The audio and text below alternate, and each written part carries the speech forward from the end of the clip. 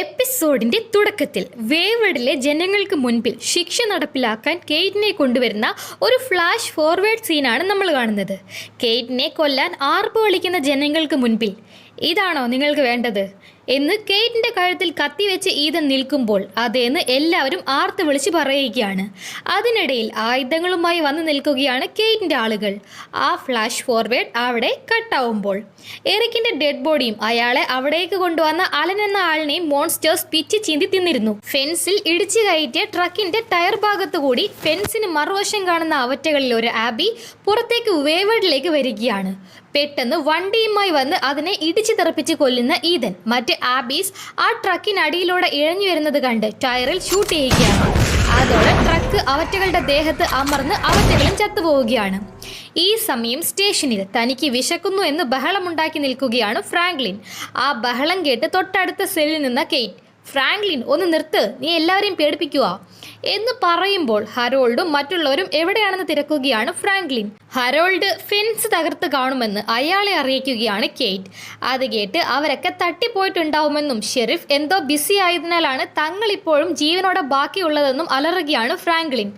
അതിന് പോപ്പല്ല ഈതൻ നമ്മളെ കൊല്ലില്ല, എനിക്കതറിയാം എന്ന് ഉറപ്പിച്ചു പറഞ്ഞു നിൽക്കുകയാണ് കെയ്റ്റ്. പക്ഷേ ഈതന്റെ മകൻ തങ്ങൾ കാരണം കൊല്ലപ്പെടേണ്ടതായിരുന്നു എന്നും ഈതൻ അതിനാൽ തങ്ങളോട് ഒരു ദയയും കാണില്ലെന്ന് തങ്ങൾ കൊല്ലപ്പെടുമെന്ന് ഉറപ്പിച്ചു നിൽക്കുകയാണ് ഫ്രാങ്ക്ലിൻ. ആ സമയത്ത് റിസപ്ഷനിസ്റ്റ് അർലിൻ ആവട്ടെ അവിടെ ഇരിക്കുന്ന സ്റ്റാച്ചുവിനെ വരെ ഭയന്നിരിക്കുകയാണ്. പെട്ടെന്ന് അവിടേക്ക് 3 മുതിർന്ന വിദ്യാർത്ഥികൾ അതിക്രമിച്ചിട്ട് എന്ന പോലെ കടന്നു വരികയാണ്. അവർ തടയുന്ന അർലിനോട് തങ്ങൾ ഷെരീഫിനെ കാണാൻ വന്നതാണെന്ന് ഈതനെ തിരക്കുകയാണ് ആ കൂട്ടത്തിലുള്ള ജേസൺ എന്ന പയ്യൻ. ഷെരീഫ് ഇവിടെ ഇല്ല, എവിടെയാണെന്ന് നിങ്ങൾ അറിയേണ്ട കാര്യമില്ല എന്ന് അർലിൻ അറിയിക്കുമ്പോൾ തൻ്റെ കയ്യിലുള്ള റിങ് കാണിച്ച് ക്ലാസ് 1 ഓഫ് ദ അക്കാഡമി, ഇത് ഒരു ഉത്തരവാദിത്തമാണ്, ഈ ടൗണിൻ്റെ റൂൾസ് കയ്യിലെടുക്കാനുള്ള അധികാരമായത് എന്ന് അറിയിക്കുമ്പോൾ ഈതൻ ഇവിടെ ഇപ്പോൾ ഈ ജോലി ഭംഗിയായി ചെയ്യുന്നുണ്ടെന്നും നിയമം കയ്യിലെടുക്കാൻ നോക്കിയാൽ അവരും കുറ്റക്കാരാവുമെന്നും ഓർമ്മിപ്പിക്കുകയാണ് അർലിൻ. അതിന് ഈ ടൗണിൻ്റെ ഭാവി ഞങ്ങളുടെ കൈകളിലാണ്, അല്ലാതെ നിങ്ങളുടെയോ നിങ്ങളുടെ ഷെരീഫിൻ്റെ അല്ല. അതുകൊണ്ട് അയാൾക്ക് ഇവരെ കൊല്ലാൻ വയ്യെങ്കിൽ അയാൾക്ക് പകരം ഞങ്ങളത് ചെയ്തോളാമെന്ന് അറിയിച്ചേക്ക് എന്ന് അതിന് മറുപടി പറയുന്ന ജേസണിനോട്, ഷെരീഫിനോട് ഞാനൊരു കുന്തവും പറയാൻ പോകുന്നില്ല, ഇറങ്ങിപ്പോയില്ലെങ്കിൽ 3 ഞാൻ പിടിച്ച് ലോക്കപ്പിലിടും എന്ന് ധൈര്യം സംഭരിച്ച് അർലിൻ പറയുമ്പോൾ അവിടുന്ന് ഇറങ്ങിപ്പോവുകയാണ് അവരെല്ലാം. മറുവശത്ത് തകർന്ന ഫെൻസ് വീണ്ടും വെൽഡ് ചെയ്ത് നിൽക്കുന്നത് നോക്കി നിൽക്കുന്ന ഈതനരികിൽ വരുന്ന പിൽച്ചർ. ഇത്രത്തോളം സംഭവിച്ചിട്ടും ഇപ്പോഴും തങ്ങളൊക്കെ ജീവിച്ചിരിക്കുന്നത് ഭാഗ്യമാണെന്ന് അറിയിക്കുമ്പോൾ ഹരോൾഡിനെ താൻ പിടികൂടി. ഇനി അയാളിൽ നിന്ന് മറ്റു കൂട്ടാളികളുടെ ഡീറ്റെയിൽസ് വാങ്ങാമെന്നറിയിക്കുകയാണ് ഈതൻ. അത് കേട്ട്, താൻ ഇത് തൻ്റെ മോനെ ഹോസ്പിറ്റലിലാക്കിയപ്പോഴും പറഞ്ഞായിരുന്നു, എന്നിട്ടിപ്പോൾ എന്തായി, ഇതും സംഭവിച്ചു എന്ന് പുച്ഛിക്കുകയാണ് പിൽച്ചർ. ഇതൊക്കെ സംഭവിച്ചത് നിങ്ങൾ ഇവരോട് ഇവിടുത്തെ സത്യം പറയാത്തത് കൊണ്ടാണ് എന്ന് അതിന് ഈതൻ മറുപടി പറയുമ്പോൾ ഇതൊക്കെ ഈതൻ്റെ ശിക്ഷാ നടപടികൾ ശരിയല്ലാത്തത് കൊണ്ടാണെന്ന് നിൽക്കുകയാണ് പിൽച്ചർ. ഒരു വശത്ത് കെയ്റ്റിനെയും കൂട്ടാളികളെയും കൊല്ലാനുള്ള ദേഷ്യത്തിൽ തിരിച്ചു പോവുകയാണ് ജേസണും ഫ്രണ്ട്സും. ഫെൻസിനടുത്തുള്ള സംഭവങ്ങൾ ക്യാമറയിലൂടെ നോക്കിയിരിക്കുകയാണ് പാം.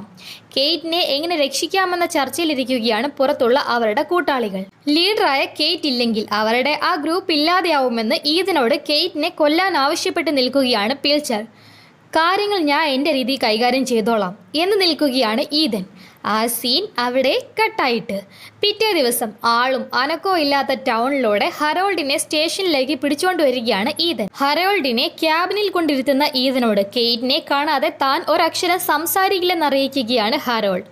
നിങ്ങളുടെ ആ ഫ്രണ്ട് അലനില്ലേ, അവൻ ആ ഫെൻസ് തകർത്തു എന്ന് പല്ലും നാവും മാത്രമായി പിച്ച് ചീന്തപ്പെട്ട ഒരു ഫോട്ടോയും ഏത് അവയവഭാഗമാണെന്ന് പോലും മനസ്സിലാവാത്ത തരത്തിൽ വികൃതമായ മറ്റൊരു ഫോട്ടോയും ഹരോൾഡിന് മുൻപിൽ എടുത്തിടുകയാണ് ഈതൻ.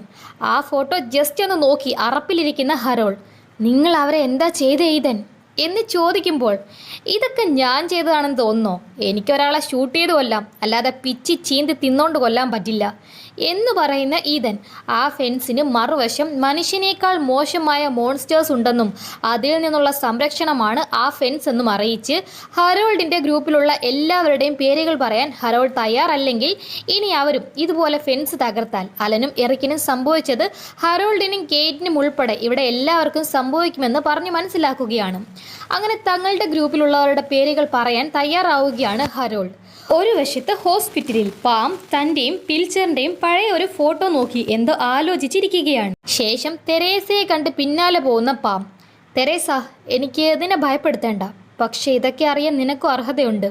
ഇന്നലെ ഫെൻസിനരികിൽ ഒരു ട്രക്ക് ഇടിച്ച് കയറ്റി 2 മരണം ഉണ്ടായി എന്ന് പറയുമ്പോൾ ഈതന് എന്തെങ്കിലും സംഭവിച്ചോ എന്ന് ഭയക്കുകയാണ് തെരേസ.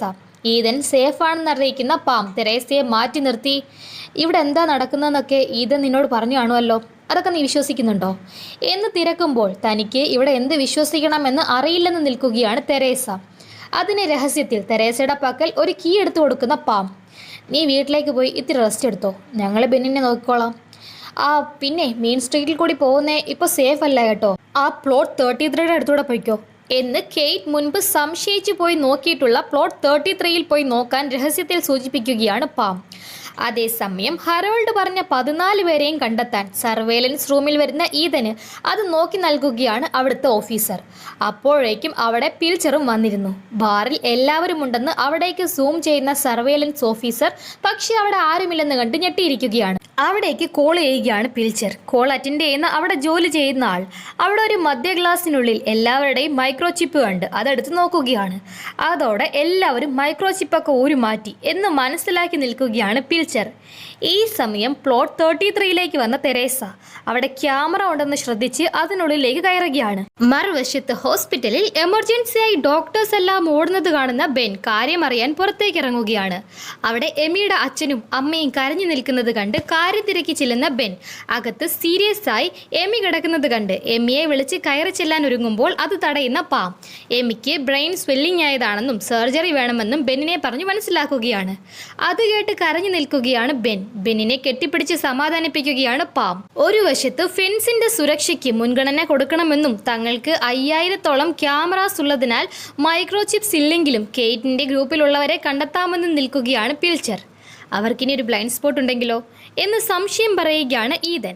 എന്താണെങ്കിലും താൻ അവരെ കണ്ടെത്തുമെന്ന് നിൽക്കുകയാണ് പിൽച്ചർ. ഈ സമയം പ്ലോട്ട് 33 നോക്കിയിരുന്ന സർവേലൻസ് ഓഫീസർ ലേഡിയുടെ കൈതട്ടി അവരുടെ കോഫി വീഴുന്നതും അവർ അത് തുടയ്ക്കാൻ തുടങ്ങിയ സമയത്താണ് തെരേസ അവിടുത്തെ ക്യാമറ തകർക്കുന്നത്. അങ്ങനെ ഭാഗ്യത്തിന് തെരേസ അവരുടെ ശ്രദ്ധയിൽപ്പെടാതെ പോവുകയാണ്. ശേഷം പ്ലോട്ട് 33യിലെ പഴയ ഷെഡിന് ഉള്ളിൽ കയറുന്ന തെരേസ അവിടെ നിലത്ത് ഒരു ലോക്കർ പോലെ കണ്ട് അത് തുറക്കുമ്പോൾ അതിനുള്ളിൽ താഴേക്കുള്ള ലാഡർ കാണുകയാണ്.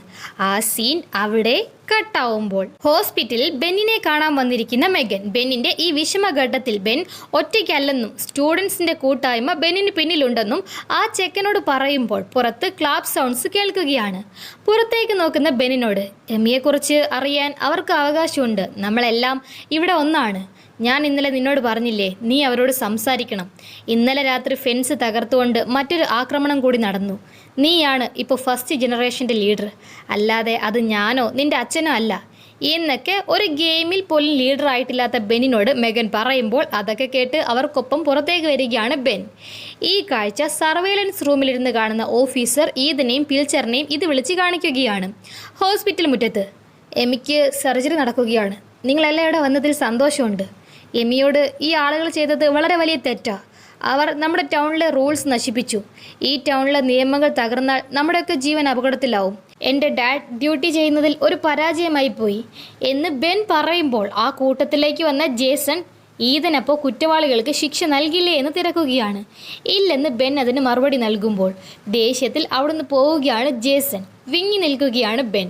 തൻ്റെ മകൻ തന്നെ നിർത്തി അങ്ങ് അപമാനിച്ചതെല്ലാം കണ്ടും കേട്ടും അവിടേക്ക് പുറപ്പെടുകയാണ് ഈതൻ. ഒരു ഭാഗത്ത് പ്ലോട്ട് 33യിൽ ലാഡർ കണ്ട് അതിലെ താഴേക്ക് ഇറങ്ങുകയാണ് തെരേസ. അതിനുള്ളിലെ ഇരുട്ടിൽ ടോർച്ചടിച്ച് മുന്നോട്ട് നടന്ന് ഒടുവിൽ ഒരു എസ്കലേറ്റർ ഡോർ കണ്ട് അതിന് പാം നൽകിയ കാർഡ് കൊണ്ട് ലോക്ക് അഴിച്ച് നിൽക്കുകയാണ് തെരേസ. ഈ സമയം സ്റ്റേഷനിൽ ഈതൻ കുറ്റവാളികൾക്ക് ശിക്ഷ നൽകില്ല എന്ന ബെന്നിൻ്റെ വാക്കുകൾ കേട്ട ജേസണും ഫ്രണ്ട്സും വീണ്ടും വരുന്നത് കാണുന്ന ആർലിൻ അവർ വരുന്നതിൽ എന്തോ പന്തികേടുണ്ടെന്ന് മനസ്സിലാക്കി ഓടിച്ചെന്ന് ഡോർ ലോക്ക് ചെയ്യുകയാണ്. പക്ഷെ ആ ഡോർ അടിച്ച് തകർത്ത് ഉള്ളിലേക്ക് കയറുകയാണ് ജേസൺ. പുറത്തെ ബഹളം കേട്ട് കാര്യം തിരക്കി നിൽക്കുകയാണ് ലോക്കപ്പിൽ കിടന്ന കെയ്റ്റ്. തങ്ങളെ രക്ഷിക്കാൻ ഗ്രൂപ്പിലുള്ളവർ വന്നതാണെന്ന് കരുതി സന്തോഷിച്ച് നിൽക്കുകയാണ് ഫ്രാങ്ക്ലിൻ. ആർലിനോട് ലോക്കപ്പിൻ്റെ കീ ചോദിക്കുന്ന ജേസണിനെ കണ്ട് ഭയന്ന് ക്യാമറയിലേക്ക് സഹായത്തിന് എന്ന പോലെ നോക്കുന്ന ആർലിനോട് നീ അവരെ ഒന്നും നോക്കണ്ട, അവരെ സഹായിക്കില്ല, അവരും ഞങ്ങളുടെ കൂടെയാ എന്ന് ജേസന്റെ ആ സംസാരം സർവേലൻസ് റൂമിൽ നിന്ന് കണ്ടു നിൽക്കുകയാണ് പിൽച്ചർ. വേവഡ് പൈൻസിനെ സംരക്ഷിച്ച് അതിലൂടെ ഭാവിയെ സംരക്ഷിക്കുകയാണ് ഞങ്ങൾ, കീഞ്ഞതാ എന്ന് ജേസൺ ബാക്കി കൂടി പറയുമ്പോൾ ജേസന്റെ മുഖത്തേക്ക് തുപ്പിക്കൊടുക്കുകയാണ് അർലിൻ. അതോടെ അർലിനെ ബലം പിടിച്ചുകൊണ്ട് ഒരു ടേബിളിൽ ലോക്ക് ചെയ്യുന്ന ജേസൺ അവരിൽ നിന്ന് ലോക്കപ്പിൻ്റെ കീയും എടുക്കുകയാണ്. ഒന്നും ചെയ്യാൻ സാധിക്കാതെ ലോക്കപ്പിൽ ഉള്ളവരെ ഉപദ്രവിക്കരുത് എന്ന് അപേക്ഷിച്ചിരിക്കുകയാണ് അർലിൻ. നേരെ റൈഫിൾ എടുത്ത് അതിൽ ബുള്ളറ്റ്സ് നിറച്ചു നിൽക്കുന്ന ജേസണിനെ കണ്ട്, നീ ജേസൺ അല്ലേ? നിനക്ക് 8-10 വയസ്സുള്ളപ്പോൾ നീ ഞങ്ങളുടെ കടയിൽ നിന്ന് ഒരു സോൾജറിൻ്റെ ടോയ് വാങ്ങിയത് എനിക്കിപ്പോഴും ഓർമ്മയുണ്ട്. കാരണം നീ ഒരു നല്ല കുട്ടിയായിരുന്നു. ഇതിനൊക്കെ പിന്നിലുള്ളവർ നിന്നോട് എന്തു പറഞ്ഞാലും ശരി, നീ ഇപ്പോൾ എന്തെങ്കിലും പാതകം ചെയ്താൽ അതിൻ്റെ കുറ്റബോധം നിനക്ക് എന്ന് നിലനിൽക്കും. അതുകൊണ്ട് ഇപ്പം തന്നെ എല്ലാം നിർത്താൻ നോക്ക് എന്ന് കെയ്റ്റ് പറയുമ്പോൾ അത് കേട്ട് എല്ലാം മതിയാക്കാമെന്ന് പറയുകയാണ് ജേസണിൻ്റെ ഫ്രണ്ട്. എന്നാൽ ഇത് സർവൈവലാണ് സിയാൻ. നീ ക്ലാസ്സിൽ ശ്രദ്ധിച്ചില്ലായിരുന്നോ? അതോ പൊട്ടനായിരുന്നോ? മണ്ടനായിരുന്നോ? എന്താ? ഈ ആർക്കിൽ ഒരു വിള്ളൽ വീണാൽ പോലും എല്ലാവരും മുങ്ങിപ്പോകും. അതുകൊണ്ട് ഇത് നമ്മുടെ ഉത്തരവാദിത്തമാണ് എന്ന് മെഗൻ്റെ ക്ലാസ്സുകൾ തലയ്ക്ക് പിടിച്ച് സ്വന്തം ഫ്രണ്ടിനോട് വരെ ദേഷ്യപ്പെടുന്ന ജേസൺ എല്ലാവരെയും വരി വരിയായി ലോക്കപ്പിന് പുറത്തേക്ക് ഇറക്കുകയാണ്. ഇങ്ങനെ ചെയ്യരുത് എന്ന് പറഞ്ഞു നിൽക്കുന്ന കേറ്റിനെ അടിച്ചു വിടുകയാണ് ജേസൺ. പുറകിലേക്ക് വീണു പോകുന്ന കേറ്റിനെ എഴുന്നേൽപ്പിക്കാൻ ചെല്ലുന്ന ഹരോൾഡിനോട് പുറത്തേക്കിറങ്ങാൻ ഓർഡർ ഇടുന്ന ജേസണിനെ ദേഷ്യത്തിൽ ആക്രമിക്കാൻ ചാടുന്ന ഹരോൾഡിനെ അടിച്ചിട്ട് മുട്ടിലിരുത്തുകയാണ് ജേസൺ. കണ്ണീന്ന് പൊന്നീച്ച മിന്നി ലോക്കപ്പിൽ നിലത്തിരിക്കുകയാണ് കേറ്റ്. ജേസൺ വയലൻ്റായി ക്രൂരഭാവത്തിൽ നിൽക്കുന്നത് കണ്ട് ഭയന്ന് നിൽക്കുകയാണ് ജേസണിൻ്റെ friends. Work hard, be happy, enjoy your life in Wayward Pines എന്ന പ്രതിജ്ഞ എല്ലാവരെയും കൊണ്ട് പറയിപ്പിച്ച് ഹരോൾഡിൻ്റെ തലയ്ക്ക് പുറകിൽ റൈഫിൾ കൊണ്ടുവരുമ്പോൾ മരണം മുന്നിൽ കാണുന്ന ഹരോൾഡ് അവസാനമായി ഐ ലവ് യു എന്ന് കേറ്റിനോട് പറയുന്നു. ഹരോൾഡിനെ ഷൂട്ട് ചെയ്യുകയാണ് ജേസൺ. കണ്ണിന് മുൻപിൽ ഭർത്താവ് കൊല്ലപ്പെട്ടത് കണ്ട് ഷോക്കിൽ അലറുകയാണ് കേറ്റ്. ഷൂട്ടൗട്ട് ശബ്ദത്തിൽ ഭയന്നലറുകയാണ് അർലിൻ. ഞെട്ടിത്തെറിച്ച് നിൽക്കുകയാണ് ജേസണിൻ്റെ ഫ്രണ്ട്സ്. അവിടെ ഓരോരുത്തരെയായി ഷൂട്ട് ചെയ്ത് കൊന്ന് നിലത്തിടുന്ന ജേസൺ ഒടുവിൽ കേറ്റിന് അരികിലെത്തി നിൽക്കുകയാണ്. പെട്ടെന്ന് ജേസണിൻ്റെ നേർക്ക് പാടി വരികയാണ് ഒരു ബുള്ളറ്റ്. അത് ഈതനായിരുന്നു. നിലത്തേക്ക് വീണു പോവുകയാണ് ജേസൺ. അവിടേക്ക് വന്ന് കേറ്റ് ഒഴികെ എല്ലാവരും കൊല്ലപ്പെട്ടത് കണ്ട് നിൽക്കുകയാണ് ഈതൻ. സർവൈലൻസ് റൂമിൽ വളർന്നു വരുന്ന പുതിയ തലമുറ അവിടെയുള്ള മോൺസ്റ്റേഴ്സിൻ്റെ പോലെ രൂപത്തിൽ മാറ്റമില്ലെങ്കിലും മനസ്സുകൊണ്ട് ഇത്രയ്ക്കും മനുഷ്യത്വമില്ലാത്ത മോൺസ്റ്റേഴ്സായി മാറിയ കാഴ്ച കണ്ട് കണ്ണു നിറഞ്ഞിരിക്കുകയാണ് ഓഫീസർ. മെഗൻ ഇവിടെ ഇങ്ങനൊരു ജനറേഷനെ വളർത്തിയെടുത്തത് നേരിട്ട് കണ്ട് മിണ്ടാതെ പോവുകയാണ് പിൽച്ചർ. ഷെരീഫ് സ്റ്റേഷനിൽ നടന്ന സംഭവങ്ങളിൽ വിറച്ചിരിക്കുന്ന അർലിനെ ഭയന്ന് വിളിക്കുകയാണ് ഈതൻ ലോക്കപ്പിലാക്കിയ ജേസണിൻ്റെ ഫ്രണ്ട്. ആ ചക്കനെ മൈൻഡ് ചെയ്യാതിരിക്കുകയാണ് അർലിൻ. ഈ സമയം കെയ്റ്റിനെ ക്യാബിനിൽ കൊണ്ടിരുത്തിയ ഈതൻ, കൂടുതൽ ആളുകൾ കൊല്ലപ്പെടരുത്, ഞാൻ ആരെയും കൊല്ലില്ല, അത് നിനക്കറിയാമല്ലോ. നിന്റെ ഗ്രൂപ്പിലെ മറ്റുള്ളവർ അവിടെ, അവരെ കസ്റ്റഡിയിലെടുത്ത് ഞാൻ പ്രൊട്ടക്റ്റ് ചെയ്യാം എന്നിരിക്കുമ്പോൾ എങ്ങനെ ഹരോൾഡിനെ പ്രൊട്ടക്റ്റ് ചെയ്ത പോലോ? പുറത്ത് ഇനി ഒരുപാട് ജേസന്മാരുണ്ട്. അങ്ങനെ കുറേ മൃഗങ്ങളെ അവർ ഈ ടൗണിൽ വാർത്തെടുത്തിട്ടുണ്ട്. ഞാൻ പറഞ്ഞിട്ട് എൻ്റെ ആളുകൾ എവിടെയെന്ന് നിങ്ങൾ ആരും അറിയില്ല ഈതൻ. നിങ്ങൾ പിൽച്ചർ പറയുന്നത് പോലെ അനുസരിച്ചോ എന്ന് കേറ്റ് ഇരിക്കുമ്പോൾ പിൽച്ചർ പറയുന്നത് അനുസരിക്കാനായിരുന്നെങ്കിൽ കേറ്റ് ഇപ്പോൾ ജീവനോടെ കാണില്ലായിരുന്നു എന്നിരിക്കുകയാണ് ഈതൻ. പെട്ടെന്ന് പുറത്തെന്തോ ശബ്ദം കേൾക്കുന്നു. ആക്രമണകാരികൾ വീണ്ടും വന്നിട്ടുണ്ടെന്ന് ഈതനോട് വന്ന് പറയുകയാണ് അർലിൻ. അങ്ങനെ ഗണ്ണൊക്കെയായിട്ട് ഈതൻ ചെന്ന് നോക്കുമ്പോൾ അത് തെരേസയായിരുന്നു. ആകെ ക്ഷീണിച്ചു വന്ന് നിൽക്കുന്ന തെരേസ, ഞാൻ ചിലത് കണ്ടെത്തി, കാണിച്ചു തരാം, കേറ്റും ഇത് കാണണം എന്നറിയിക്കുമ്പോൾ തെരേസയ്ക്കൊപ്പം പ്ലോട്ട് 33ലേക്ക് പോവുകയാണ് ഈതനും കേറ്റും. ശേഷം ആ ഷെഡിനുള്ളിൽ തെരേസ കണ്ടെത്തിയ അണ്ടർഗ്രൗണ്ട് ടണലിലൂടെ പോകുന്നവരെല്ലാം ഒടുവിൽ ഒരു റൂമിനുള്ളിൽ എത്തുകയാണ്. അവിടെ ഒരു കമ്പ്യൂട്ടറിന് മുൻപിലിരിക്കുന്ന തെരേസ, നിങ്ങളിത് വിശ്വസിക്കില്ല, ഇത് ആഡം ഹാസ്ലർ ആണ് എന്ന് ഈതൻ്റെ ബോസ് ആഡം ഹാസ്ലറിൻ്റെ ഒരു വീഡിയോ കാണിച്ചു കൊടുക്കുകയാണ്. ആഡം റെക്കോർഡ് ചെയ്ത ആ വീഡിയോയിൽ, ഞാൻ ആഡം ഹാസ്ലർ, ഇത് സെപ്റ്റംബർ 15, 1420 അവസാനം ഞാൻ സിറ്റിയിലെത്തി. പക്ഷേ ഇവിടെ ഒന്നും സർവൈവേഴ്സ് ഉള്ളതായി തോന്നുന്നില്ല. എല്ലായിടത്തും ആബീസ് മാത്രം. അവർ ഞങ്ങളെ ട്രാക്ക് ചെയ്ത് വരുന്നുമുണ്ട്. ഞാൻ ഇതിനു മുൻപ് കണ്ട ഗ്രൂപ്പാണ് എന്ന് തോന്നുന്നു. അവർ പരസ്പരം കമ്മ്യൂണിക്കേറ്റ് ചെയ്യുന്നതായും തോന്നുന്നുണ്ട്. ഞാൻ മറ്റുള്ളവർക്കൊപ്പം ജോയിൻ ചെയ്യാൻ പോവുകയാണ് എന്നൊക്കെ പറഞ്ഞു നിൽക്കുന്ന ആഡമിനെ ആരോ വിളിക്കുന്നതും പെട്ടെന്ന് അയാളുടെ നിലവിളിയിൽ അവസാനിക്കുന്നതുമായ ആ വീഡിയോ കാണുന്ന അവരോട് ആഡം ഒരു ഗ്രൂപ്പിനെ അവിടെ ലീഡ് ചെയ്യുന്നുണ്ടെന്നും രാജ്യത്തിൻ്റെ പല ഭാഗത്തു നിന്നുമായി 100 കണക്കിന് ഇതേപോലെയുള്ള വീഡിയോസ് ഉണ്ടെന്നും അറിയിക്കുകയാണ് തെരേസ. കാര്യങ്ങളെല്ലാം മനസ്സിലാക്കി ഞെട്ടി നിൽക്കുന്ന കേറ്റിനോട്, ഇപ്പോൾ ഞാൻ പറഞ്ഞത് വിശ്വാസമായോ എന്ന് തിരക്കുന്ന ഈതൻ, ഈ സത്യം നമുക്ക് എല്ലാവരോടും പറയണം, എല്ലാവരും ഇത് കാണിച്ചു കൊടുക്കണം എന്ന് നിൽക്കുമ്പോൾ പിൽച്ചറിന്റെ സമ്മതമില്ലാതെ എങ്ങനെ അത് സാധ്യമാവും എന്ന് സംശയം ചോദിക്കുകയാണ് തെരേസ. എന്താണെങ്കിലും ഇന്ന് അർദ്ധരാത്രിക്ക് മുൻപ് സത്യങ്ങൾ എല്ലാവരും അറിയണമെന്ന് ധൃതി അറിയിക്കുകയാണ് ഈതൻ. അർദ്ധരാത്രിയിൽ എന്തിരിക്കുന്നു എന്ന് തെരേസ വീണ്ടും തിരക്കുമ്പോൾ തനിക്കുള്ള ശിക്ഷ നടപ്പിലാക്കും എന്ന് അതിന് മറുപടി പറയുകയാണ് കെയ്റ്റ്. ആ സീൻ അവിടെ കട്ടായിട്ട്. പിന്നീട് എമിയുടെ കണ്ടീഷനിൽ മാറ്റമുണ്ടെന്ന് പിൽച്ചറിനെ അറിയിക്കുകയാണ് പാം. ആ സമയത്ത് ഒരു കോൾ വരികയാണ്. അത് ഈദനാണെന്നും ഈദൻ പിൽച്ചറിനെ കാണാൻ അവിടെ വന്നിട്ടുണ്ടെന്നും അയാളെ അറിയിക്കുകയാണ് സർവേലൻസ് ഓഫീസർ. ശേഷം ഈദനെ പിൽച്ചർ വന്ന് കാണുമ്പോൾ താൻ കെയ്റ്റിനെ കൊല്ലാൻ പോകുന്നു എന്നറിയിക്കുന്ന ഈദൻ താൻ ഈ കാര്യത്തിൽ ആകെ അപ്സെറ്റ് ആണെന്ന പോലെ അഭിനയിച്ച് മദ്യപിച്ചൊക്കെ ഇരിക്കുകയാണ്. അത് കണ്ട് അതിലും ശോകഭാവമൊക്കെ വരുത്തി, എനിക്കിത് മതി, ഈ വയലൻസിനൊക്കെ ഒരു അവസാനം ഉണ്ടാവുമല്ലോ, ഒരു പുതിയ തുടക്കം ആവുമല്ലോ എന്ന് പിൽച്ചറും പറയുമ്പോൾ തനിക്ക് ടൗണിലുള്ള എല്ലാവരെയും വിളിച്ചു കൂട്ടണമെന്ന് അറിയിക്കുകയാണ് ഈദൻ.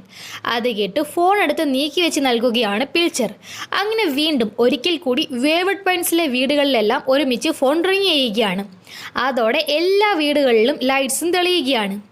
ഇനി നമ്മൾ എപ്പിസോഡിൻ്റെ തുടക്കത്തിൽ കണ്ട ഫ്ലാഷ് ഫോർവേഡ് സീനാണ് കാണുന്നത്. കെയ്റ്റിനെ കൊല്ലാൻ പറഞ്ഞ് ആക്രോശിക്കുന്ന ജനങ്ങൾക്ക് മുൻപിലേക്ക് കെയ്റ്റിനെ പിടിച്ചുകൊണ്ടുവരുന്ന ഈദൻ കെയ്റ്റിൻ്റെ കഴുത്തിൽ കത്തിവെച്ച്, ഇതാണോ ശരിക്കും നിങ്ങൾക്ക് വേണ്ടത് എന്ന് തിരക്കുമ്പോൾ സകലർക്കും കെയ്റ്റിനെ കൊല്ലണമെന്നുള്ള ആഗ്രഹം പറഞ്ഞു നിൽക്കുകയാണ്.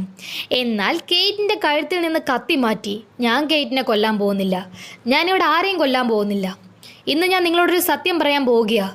നിങ്ങളെല്ലാം ഇവിടെ എത്തിപ്പെട്ടതിനെക്കുറിച്ചും ഈ സ്ഥലത്തിനെക്കുറിച്ചും കേട്ടതെല്ലാം കളവാണ്. ഡോക്ടർ ജെങ്കിൻസിനെ അറിയില്ലേ നിങ്ങൾക്ക്? അയാളുടെ ശരിക്കുള്ള പേര് ഡേവിഡ് പിൽച്ചർ എന്നാ. ഇവിടെയുള്ള ഓരോ ക്യാമറാസിന് പുറകിലുള്ളതും അയാളാണ് എന്ന് എല്ലാവരോടുമായി സത്യങ്ങൾ ഓരോന്നും ഈദൻ വിളിച്ചു പറയുമ്പോൾ ഇതൊക്കെ കണ്ട് ഈദനെ വിശ്വസിച്ച് തനിക്ക് അബദ്ധം പറ്റിയത് ഓർത്ത് നിൽക്കുകയാണ് പിൽച്ചർ. ഡേവിഡ് പിൽച്ചർ, അയാളാണ് നമ്മൾ ഈ ജീവിക്കുന്ന ജയിൽ പണിതത്. നിങ്ങളുടെ ഓരോ പ്രവൃത്തികളും അയാൾ നിരീക്ഷിക്കുന്നുണ്ട്. ഇവിടെ നിങ്ങൾ എന്ത് ജോലി ചെയ്യണം, ആരെ കല്യാണം കഴിക്കണം, ആര് മരിക്കണം എന്നൊക്കെ തീരുമാനിക്കുന്നതും അയാളാ. ഇവിടുത്തെ സത്യങ്ങൾ അറിഞ്ഞ് നിങ്ങൾ പരസ്പരം പോരാടാതിരിക്കാൻ അയാൾ ഭയവും വയലൻസും യൂസ് ചെയ്ത് നിങ്ങളെ കൺട്രോൾ ചെയ്തു. പക്ഷെ എന്നിട്ടും ഇവിടെ എന്തൊക്കെയാണ് സംഭവിച്ചതെന്ന് കണ്ടില്ലേ എന്ന് ഈദൻ ബാക്കി പറയുമ്പോൾ ഇതെല്ലാം സർവേലൻസ് റൂമിലിരുന്ന് കണ്ടു നിൽക്കുകയാണ് പാമും ഓഫീസറും. ഈദൻ പറഞ്ഞ സത്യങ്ങൾ കേട്ട് അവിടെ മെഗൻ ഒഴികെ മറ്റെല്ലാവരും ഞെട്ടിത്തെറിച്ച് നിൽക്കുകയാണ്. നമുക്കറിയാമായിരുന്ന ലോകം ഇനിയില്ല. ഞാനീ പറഞ്ഞത് നിങ്ങൾക്ക് ഇഷ്ടപ്പെടില്ലായിരിക്കാം, പക്ഷേ ഇത് നിങ്ങൾ ആക്സെപ്റ്റ് ചെയ്യണം. ഈ ടൗൺ മാത്രമേ ഇവിടെ ബാക്കിയുള്ളൂ എന്നുകൂടി ഈദൻ പറയുമ്പോൾ, ഈദൻ പറഞ്ഞതൊക്കെ സത്യ. ഇവിടുന്ന് രക്ഷപ്പെട്ട് പുറത്തു പോകണമെന്ന് മാത്രമാണ് ഞാൻ ഇത്ര കാലം പോരാടിയത്. ഇപ്പോൾ ഞാനത് നേരിട്ട് കണ്ടു. നമുക്ക് പ്രിയപ്പെട്ടതൊക്കെ ഉള്ള ആ ലോകത്തിലല്ല നമ്മളിപ്പോൾ. ഇതെല്ലാം കള്ളം പറഞ്ഞതല്ലെന്ന് ഞങ്ങൾ തെളിയിച്ചു തരാം എന്ന് ഈദനെ സപ്പോർട്ട് ചെയ്ത് കേറ്റും സംസാരിക്കുമ്പോൾ ഒരു ഉറക്കത്തിൽ നിന്ന് ഉണർന്നതും നമ്മളൊക്കെ വർഷം 4028 എന്ന് ആരെങ്കിലും പറഞ്ഞാൽ നമുക്കത് ഉൾക്കൊള്ളാൻ പറ്റുമോ? അതുപോലെ അത് കളവാണെന്ന് വിളിച്ചു പറയുകയാണ് ആ കൂട്ടത്തിൽ ചിലർ. അത് കേട്ട് എല്ലാ സത്യ ഞാനും കണ്ടതാ എന്ന് തെരേസയും പറയുമ്പോൾ ഒന്നും അറിയില്ലെങ്കിലും അർലിനും മറ്റു ചിലരും വേവഡിലെ വിദ്യാർത്ഥികളിൽ ഒരു പയ്യനുമൊക്കെ ഈദനെയും കേറ്റിനെയും സപ്പോർട്ട് ചെയ്യുകയാണ്. അതോടെ നമുക്ക് ഈ സത്യങ്ങൾ ഹാൻഡിൽ ചെയ്യാൻ സാധിക്കുമെന്ന് ഡേവിഡ് പിൽച്ചർ വിശ്വസിച്ചില്ല. പക്ഷേ അയാൾ കരുതിയതിനേക്കാൾ നമ്മൾ സ്ട്രോങ് ആണ്. നമ്മളിവിടെ ജീവിക്കാൻ വേണ്ടി അയാൾ പറഞ്ഞ കള്ളങ്ങളും ഇവിടെ നടപ്പിലാക്കിയ വയലൻസ് നയവും എന്ന് കെയ്റ്റ് ബാക്കി കൂടി പറഞ്ഞു നിൽക്കുന്നതിനിടയിൽ പിൽച്ചറിൻ്റെ പേര് പറയാൻ നിനക്ക് എങ്ങനെ ധൈര്യം വന്നടി എന്ന് കെയ്റ്റിനോട് ചൂടാവുന്ന മെഗൻ, നിങ്ങളൊക്കെ എന്തിനാ ഇവള് പറയുന്നത് കേൾക്കുന്നത്? ഡേവിഡ് പിൽച്ചർ ഒരു മഹാനാണ്, മനുഷ്യവംശത്തിന്റെ സംരക്ഷകനാണ്. നമ്മളെയൊക്കെ അദ്ദേഹം ഇവിടേക്ക് തിരഞ്ഞെടുത്തത് നമുക്കൊക്കെ കിട്ടിയ ബഹുമതിയാണ്. നമ്മളൊക്കെ അദ്ദേഹത്തിന് അനുസരിക്കണം. നിങ്ങൾ ഇവള് പറയുന്നത് കേൾക്കുവോ? ഇവള് 2 കുട്ടികളെ കൊല്ലാൻ നോക്കിയവളാണ്. ഇവൾ നമ്മുടെ ഫെൻസ് തകർത്തു, ഈ ടൗണിനെ നശിപ്പിക്കാൻ നോക്കി. ഇവളൊരു ടെററിസ്റ്റാണ്, ഇവൾ കൊല്ലപ്പെടണം എന്ന് പൊട്ടിത്തെറിച്ച് നിൽക്കുമ്പോൾ മെഗൻ ഇട്ടൊന്ന് പൊട്ടിക്കുകയാണ് തെരേസ. കിട്ടിയ അടിയിൽ വായ പൊട്ടി ചോര വന്ന് നിൽക്കുന്ന മെഗൻ ഇവിടെ ഒരു സാധാരണ ടീച്ചർ ആയിരുന്നില്ല, ഡേവിഡ് പിൽച്ചർ എന്ന ആളുടെ ഗ്രൂപ്പിലെ ഒരാളായിരുന്നു എന്ന സത്യം അവരിൽ നിന്ന് തന്നെ മനസ്സിലാക്കി. ഏകദേശം എല്ലാ കാര്യങ്ങളും മനസ്സിലായി നിശ്ചലമായി നിൽക്കുന്ന ആളുകളെ നോക്കി എല്ലാവർക്കും എന്താ പറ്റിയേ, എല്ലാവരും എന്തിനാ ഇവർക്കൊപ്പം നിൽക്കുന്നേ എന്ന് തിരക്കുമ്പോൾ പെട്ടെന്ന് അവിടെ പവർ ഓഫ് ആവുകയാണ്. സർവൈലൻസ് റൂമിലിരുന്ന് പവർ അങ്ങനെ ഓഫായെന്ന് അത് ഓണാക്കാൻ ഓഫീസറിനോട് പറഞ്ഞു നിൽക്കുകയാണ് പാം. പക്ഷെ അയാൾക്ക് അതിന് പറ്റുന്നുണ്ടായിരുന്നില്ല. അതോടെ പിൽച്ചറിന്റെ പരിപാടിയായിരിക്കും ഇതെന്ന് മനസ്സിലാക്കി ഞെട്ടുകയാണ് പാം.